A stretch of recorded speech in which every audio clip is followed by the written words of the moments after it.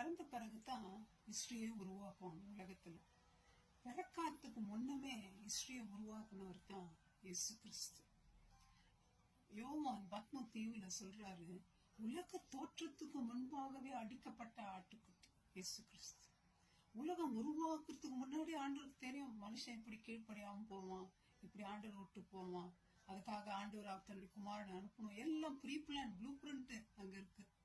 அதன் பிரகாரம் தான் இயேசு கிறிஸ்து நமக்காக ஜீவனை கொடுத்தார். ஒருத்தனை இயேசுவை தொட முடியாது.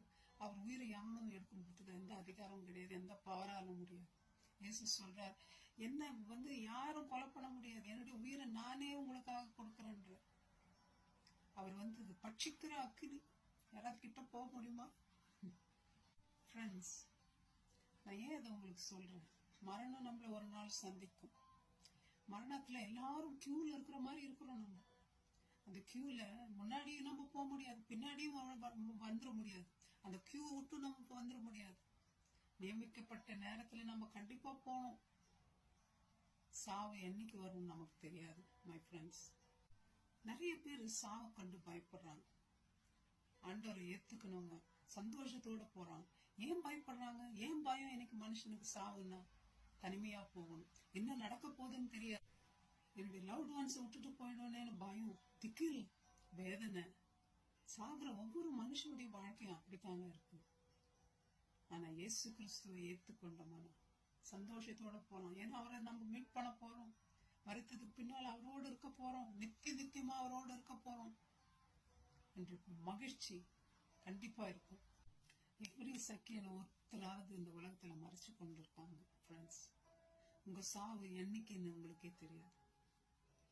என்னதான் சம்பாதிச்சாலும், என்னதான் வாழ்க்கை இந்த உலகத்துல வாழ்ந்தாலும் எல்லாத்தையும் நீங்க கண்ட்ரோல் பண்ணலாம்னு நினைச்சுக்கலாம். ஆனா சாவுக்கு அப்புறம் உங்க பணமோ எதுவும் உங்க கூட வரப்போறது இல்ல.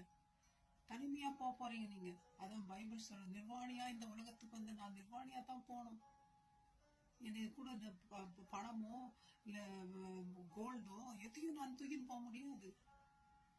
தாயின் வயிற்றுல வரும்பொழுது யாரும் கோட் போட்டுன்னு வெளியே வர்றது இல்லைங்க. ஃப்ரெண்ட்ஸ், யோசித்து பாருங்க, நம்ம செய்த நற்குணங்களும் ஆண்டவர் மேல வச்சிருக்கிற நம்பிக்கையும் தான் நம்ம கூட வரப்போகுது. அந்த இயேசு உங்களுக்கு வேணுமா? நித்தியமா நீங்க வாழ்க்கை கழிக்கணுமா? இந்த வாழ்க்கை இது டெம்பரரி வாழ்க்கை. அதான் அப்போஸ்தலர் பவுல் சொல்றாரு, கூடார வாசிகள் நாங்கள். கூடாரத்துல டென்ட்ல இருக்கிறோம், வாடகை வீட்டுல இருக்கிறோம். இந்த உலகத்துல பர்மனன்ட் வீடு மோட்சம் தாங்க. நீங்க ரெடியா இருக்கீங்களா? பாவங்கள் மன்னிக்கப்பட்ட நிச்சயம் உங்களுக்கு இருக்கா? செத்தா நான் மோட்சம் போகணும் நம்பிக்கை இருக்கா உங்களுக்கு? ஃப்ரெண்ட்ஸ், என்னென்னவோ நம்பிக்கை பிளான் போடணும், நம்ம வீடு கட்டணும், அதை வாங்கணும், இதை வாங்கணும். உங்க வாழ்க்கையில நீங்க போய் சேர வேண்டிய டெஸ்டினி மோட்சம். அந்த டெஸ்டினிக்கு ஃபர்ஸ்ட் நம்ம ப்ரிப்பேர் பண்ணிருக்கோமா? ஃப்ரெண்ட்ஸ், எங்கெங்கயோ சுத்தி பாக்குறோம். அந்த சுத்தி பாக்குற அழகை விட மோட்சம், அப்பா, பொன்னாலான நகரம் நமக்காக இயேசு கிறிஸ்து தயார் பண்ணிட்டு இருக்க. உங்களுக்கு ஆஸ்திரேலியா போய் பார்க்கணும்னு எதையோ போய் பாக்குறீங்களே, சைட் சீயிங். ஃப்ரெண்ட்ஸ், ஆண்டவர்கிட்ட பேச மாட்டீங்களா? ஆண்டவர் உங்ககிட்ட இன்வைட் பண்ண மாட்டீங்களா? அவர் தட்டிட்டு இருக்கிறார். சாகிறதுக்கு முன்னாடி அவர் கூட பேசிடுங்க. ரொம்ப நேரம் காத்துட்டு இருக்கார். May God bless you, my friends. Thank you. சாகும்போது சந்தோஷமா சாவும். ஆமென்.